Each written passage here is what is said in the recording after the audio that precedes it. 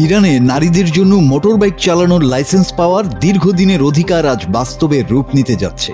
1979 সালের ইসলামিক বিপ্লবের পর থেকে নারীদের জন্য নানা সামাজিক ও আইনগত বিধিনিষেধ আরোপ করা হয়েছে। যদিও মোটরবাইক চালানো সরাসরি নিষিদ্ধ ছিল না, তবে নিয়মের অস্পষ্টতার কারণে নারীদের লাইসেন্স দেওয়া হতো না।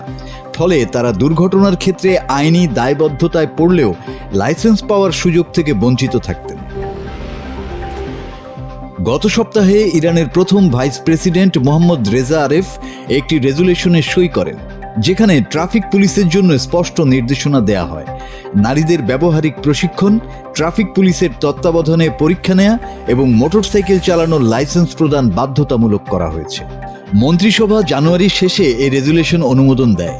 এর ফলে ইরানে নারীরা আনুষ্ঠানিকভাবে মোটরসাইকেল চালানোর লাইসেন্স নিতে পারবে, যা সামাজিক ও সাংস্কৃতিক বাধার মাঝেও একটি উল্লেখযোগ্য পরিবর্তন।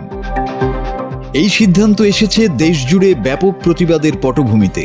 অর্থনৈতিক সংকট থেকে শুরু হওয়া আন্দোলন ধীরে ধীরে সরকার বিরোধী বিক্ষোভে পরিণত হয়, যেখানে হাজার হাজার মানুষের মৃত্যু হয়েছে বলে তেহরান সরকার স্বীকার করেছে।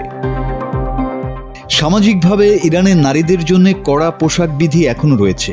জনসম্মুখে মাথা ঢেকে রাখার নিয়ম কঠোর এবং ঢিলা সাদা পোশাক পরার বাধ্যবাধকতা রয়ে গেছে।